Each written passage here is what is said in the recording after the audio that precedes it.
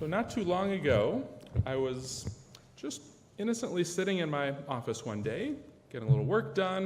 You never know what's going to happen when all of a sudden, one of our own members, Alana Rosenthal, walked through the door and said, "You know what? I've been doing this work lately. I've been volunteering, working for this incredible organization called Stand With Us." And how many of us are familiar with Stand With Us? A lot of us. It's a wonderful organization, an Israel advocacy organization. It's been around for not quite 20 years, but it was actually founded in Los Angeles by a woman named Roz Rothstein. I happened to be working at Wilshire Boulevard Temple in LA when this was all happening and had the chance to get involved with her and this organization when it was first beginning. It has grown tremendously, and one of its real focuses these days is on youth and college campuses and even high school students, and really figuring out how we can help this generation of ours understand Israel better and understand the complexities of what goes on over there. We hear headlines, and sometimes, unfortunately, we don't get past those headlines. So Stand With Us does an incredible job of helping us understand the complexities and beauty of Israel on a much deeper level. So Alana is doing some work with this organization and said, "I would love to be able to do something at Temple. There's this incredible man who's coming into town, this speaker who I'd love to be able to bring to Temple." And she, by the way, picked up the baton of working for this organization from Rachel London, who, was it 2 years did you spend? One year working with Stand With Us. So we have a connection. We've got this ongoing connection with them. We're very lucky to have actually, what's your title, by the way? No. The Michigan director. Okay, that's what I thought. So we have a Michigan chapter here. We have an active organization. We're very lucky, and Vita's here with us from the organization. But this morning, we have brought in, you may not have heard of this phrase before we started talking about it here, but we're incredibly lucky to have an Israeli Aramaic Maronite. An Israeli Aramaic Maronite. Shadi Khalloul is here. I'd like to invite you to come up. And Shadi is someone who is an active captain in the reserves of the Israeli military. He is from the north of Israel, right near where I spent a lot of time in Tzfat, right up in the north of Israel, this beautiful area. I'll let him explain a little bit more about that. But his background is different than perhaps we sometimes think about for Israelis. We obviously know about the kind of large forces that are going on in Israel. We, of course, know about our own Jewish connections there. We know about Muslim connections there. But there are also lots of other communities. Israel is an incredibly diverse place. We don't always think of it that way. But there's incredible diversity of backgrounds, ethnicities, religions, perspectives, opinions. And Shadi is someone who has spent a lot of time working, I believe, both within the armed forces and with smaller communities around Israel at large, and now going throughout, especially the United States, to help people understand what it means to be part of this side of Israel that doesn't always grab those headlines. So it's a true pleasure to have Shadi here this morning. He's going to tell us things that I'm guessing we probably have not really heard much about before. But again, it's a special honor to have you here. I'd like to welcome you to Temple Bethel, and look forward to hearing from you. Thank you. Shabbat Shalom. I will speak in Hebrew or in English or Aramaic.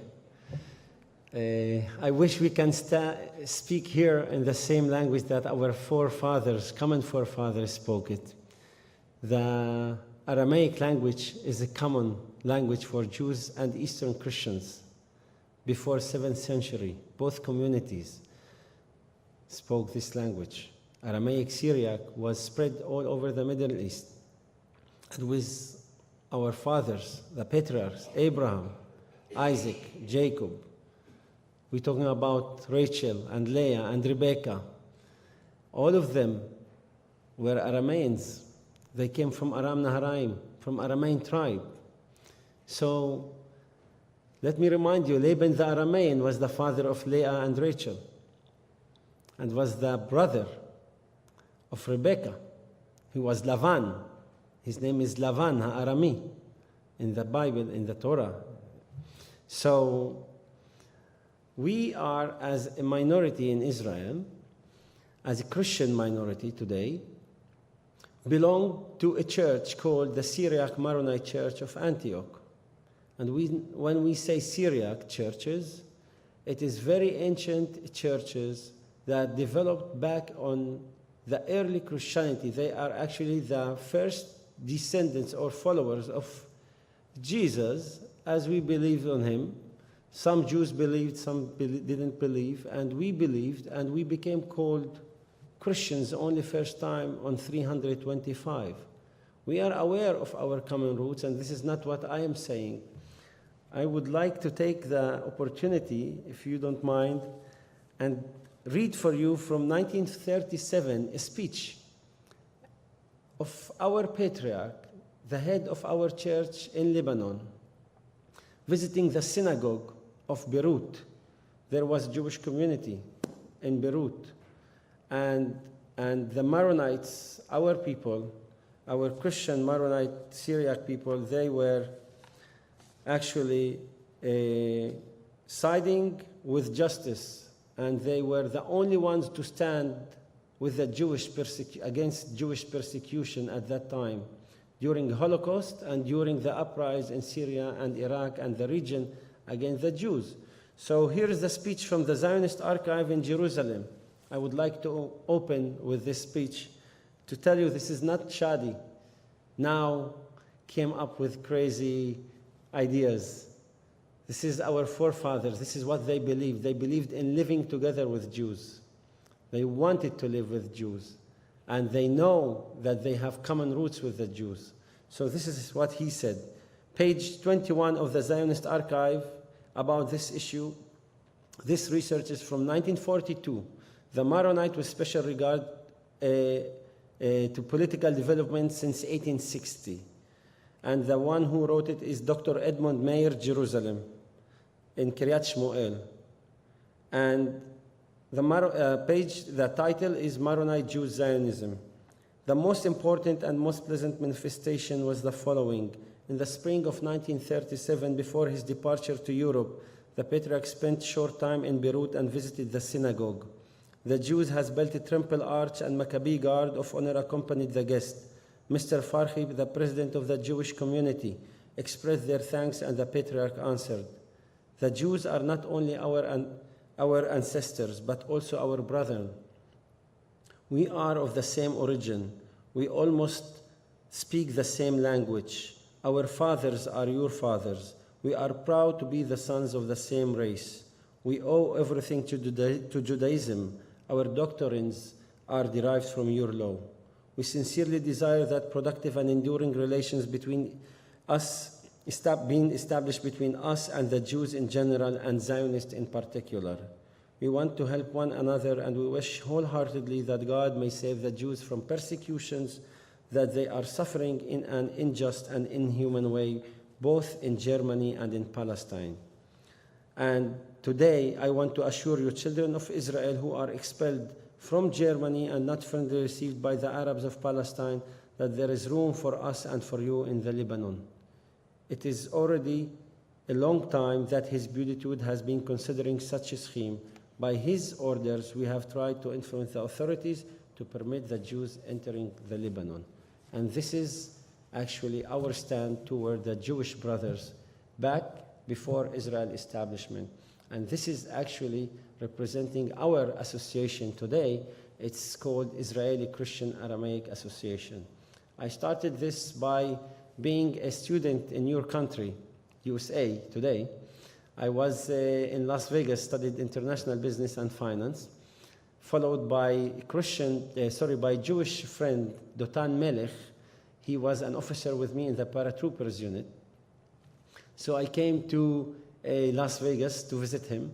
And since then, I was studying there for 4 years in university. So during my degree, I made a presentation. One of the instructors, who was a Catholic instructor, this class was called a Bible as English Literature, something like higher English class. And he said that don't think Jesus spoke Latin or English or something else. He spoke Aramaic, a language that disappeared. I said, immediately my hand was rising there, and I said, excuse me, professor, we still speak the language, we still preserve it, we still use it. I brought for you here a church book, and I was like so moved now to see the Sidur Tfilah in the Jewish synagogue, and our Sidur Tfilah here in Aramaic is almost same words. Ftach Sfatai, and it's here, Ftach Sfatai, when we talk, when we pray for Zion and for building Jerusalem, the walls of Jerusalem. So, I mean, things are not coming this way, like, because this should be done. And this is God's hand leading our work. And that's why I went back after my presentation in the classroom in Las Vegas, and I said, I'm going to go and increase awareness about our existence in Israel and about our existence in the Middle East, about our common roots, about ways to build bridges between our communities and understandings. And I went back, I went back to Israel, and I started the Aramaic Association. Now, my background is military. Yes, I graduated from high school, and I went to paratroopers. It was not easy to be recruited to the paratroopers as a Christian. At that time, some people were suspicious. Oh, how, Christian will go to a paratrooper. You can go to maybe a Magav, which is border police. But I wrote a letter to Yitzhak Rabin. At that time, he was a prime minister and defense minister. And I got a letter from him saying, you can go to any unit you want. You pass the exams, and if you pass them, it's open. Every unit is open for you. And this is what happened, actually. And since then, I was actually the first guys or Christian youth that volunteered in the Israeli Defense Forces and become a paratrooper, and went from there to course of officers. So I led, when I was 18 years old or 19 years old, Jewish fellows like me in the military. They were in charge, like I was in charge of them. They were in my hands. So my government or my country trusted me to lead these Jews in very dangerous locations to defend Israel and my country. So this is the greatness of this state, and this is the greatness of Israel. We know we have imperfections, but because we know we have imperfection and it is a democracy, then there is a light on this country, a light among nations and among these Middle Eastern countries that have, actually today we can see there's no light because there's no democracies over there. But I in Israel, based on this, I call it a situation that I know Israel is a democracy, and I know there are some imperfections. We need to fix these imperfections. I know in USA you have your own imperfections as well. I can give you one just example. Discrimination against black people. This is imperfection of democracy. And we have our own imperfections, and we need to fix it. And this is what we start doing in my Aramaic Association. I went back, I established this Aramaic Association. We start calling our youth to enlist to the military service, to defend this country. I actually, before coming here, I told some people here that I launched the first Christian, Jewish, pre-military preparation year for Israeli leadership. This program is a historical, unique program. It was launched together with the Defense Minister, Mr. Lieberman. He was the one who actually pushed or helped me to establish and found this program. And I finished the ceremony, and I came directly to the airport to Detroit. So it is 20 youth Christians, 20 youth Jews from both genders, together 7 months, will be trained about Israel society, about each other identity, about understanding and building bridges and ways to interact and integrate into the Israeli society as both communities together. This is a huge program that will lead to a better leadership in Israel, that will take our society, our Christian minority in Israel, to a better integration. We have a lot of oppression from Arab Muslim side as well. You need to be aware of that. That's true, we are living in 80% Jewish majority. But where we live in the Galilee, the majority surrounding us are Muslims. And they don't want to see us uniting or together with Jews.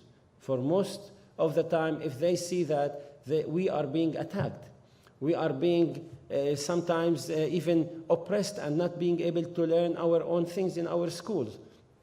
And the state of Israel, because they are afraid to change, and every change is big issue there. If they change, they might have some obstacle from Arab side. They don't want us to have our own educational system. So I am fighting for this as well.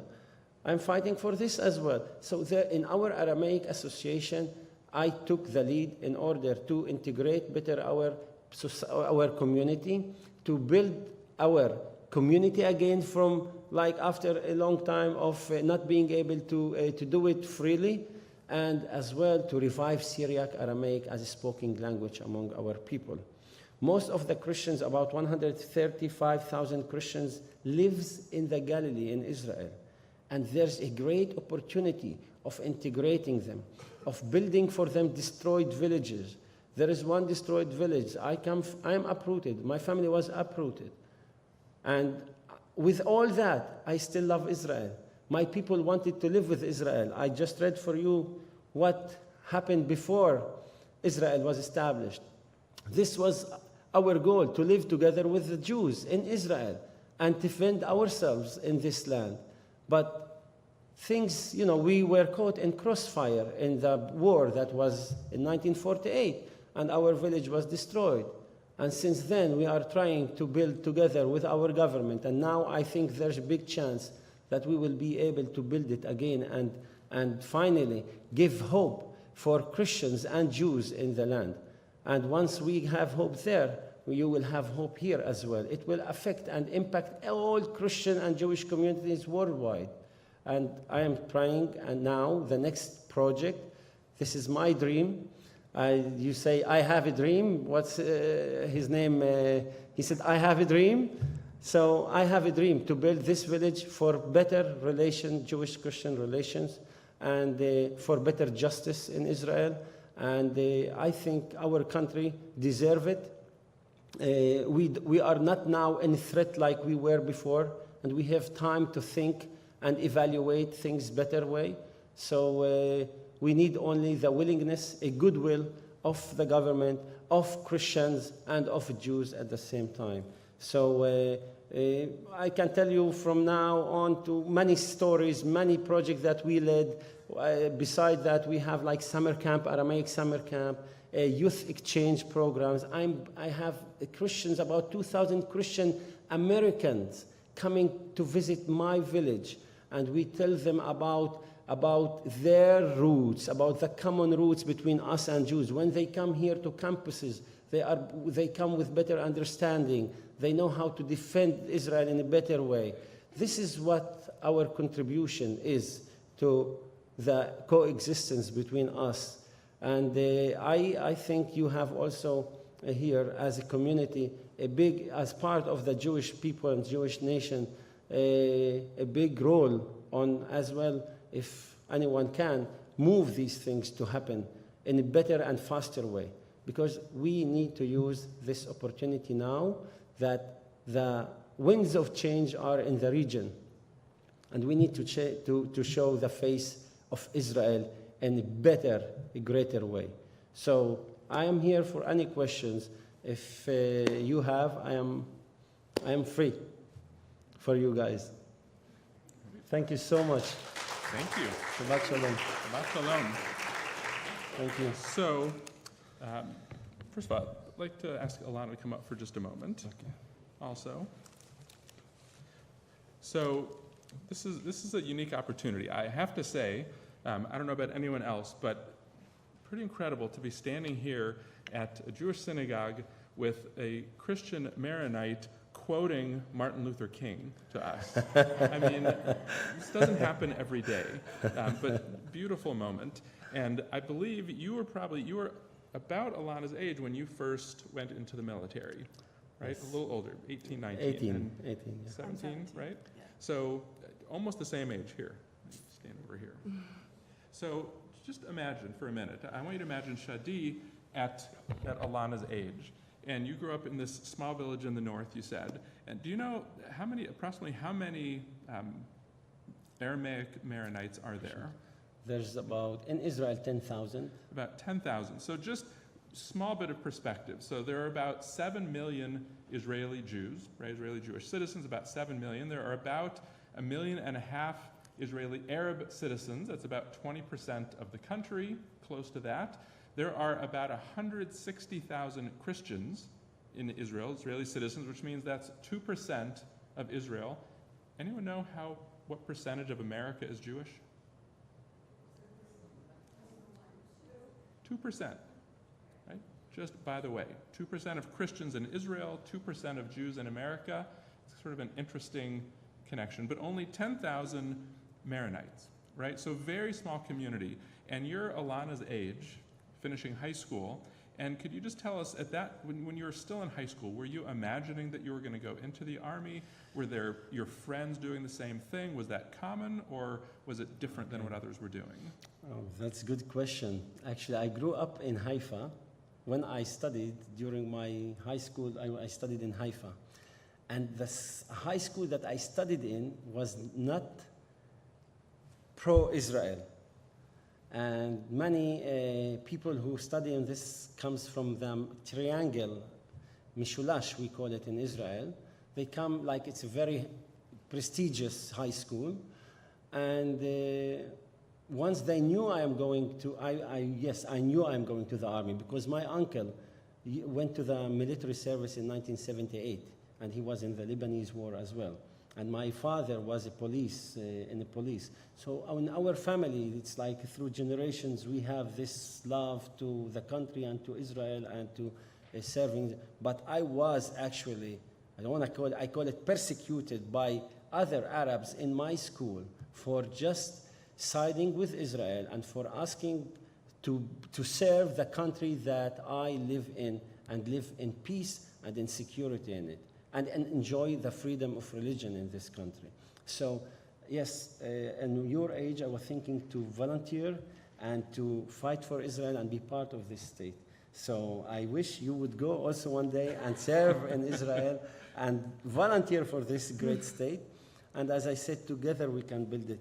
And together we can fix these imperfections. Sure. So at that age, you were thinking of volunteering related to Israel. Well, actually, at the same age, you are volunteering for Israel. So maybe just quickly, Alana, if you don't mind, do you want to just say why you decided to do this? Not all your friends are volunteering with Stand With Us, but why did you choose to do this? Well, Rachel London, one of my best friend basically, was involved in this, and we kind of helped each other when she was doing this internship last year. And I was really thinking about it. I didn't at the time, I didn't know that much about Israel. I didn't know, and I was interested in learning more.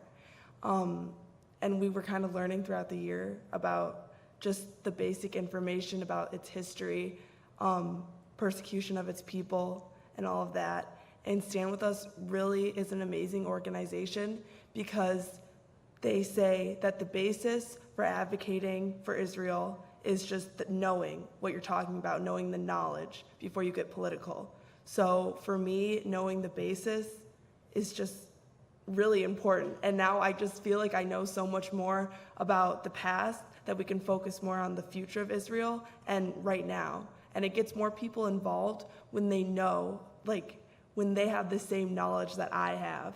And when I share my passion to other people, then they'll follow because I don't know, I feel that passion and I just want to spread it, I guess. But I'm just really grateful to have this opportunity to have Shadi here and Vida. And thank you for coming also. So Thank you. So just one small thing that Alana said was that one of the original connections was through a friendship, a relationship. And I don't want to forget that because also part of what Shadi talked about was the connections. He having relationships with these other kids growing up, and then in the army being put in command of Jewish soldiers for a Jewish state. I had not thought of it that way before, but what a powerful thing. Those connections ultimately are what make us strong. The connection to another person is what you brought into this and what brought you in. And I think our connections to each other, to people that we just met, to friends in our community that we might not know have these passions and interests, this is what makes us strong, and this is what will help us, I think, be more involved with Israel in a positive way. So I also want to thank you for coming from far away, Shadi. Thank you. Wonderful this morning to hear from you. Thank you. He is going to be here afterwards also. You'll see when you walk out, there's a table outside that has a lot of materials on it, some really well written, by the way. Stand With Us has the best written materials out there related to Israel. So there's several of these. You can have a wristband if you'd like one, even a phone case. All kinds of things. So they And brought buttons. goodies, buttons. They brought treats. Thank you, Vita, for bringing all this. I do also want to note that we have a cavelling mom in the second row, Marnie. Thank you for bringing Alana and supporting her activities here. But again, Shadi will be here afterwards. I hope you'll take advantage of the opportunity to talk with him, ask him more questions. Like you said, I'm sure you could go on a long, long time about your own story, what you've seen and experienced, and the questions you might have will probably bring up different sides of his story as well.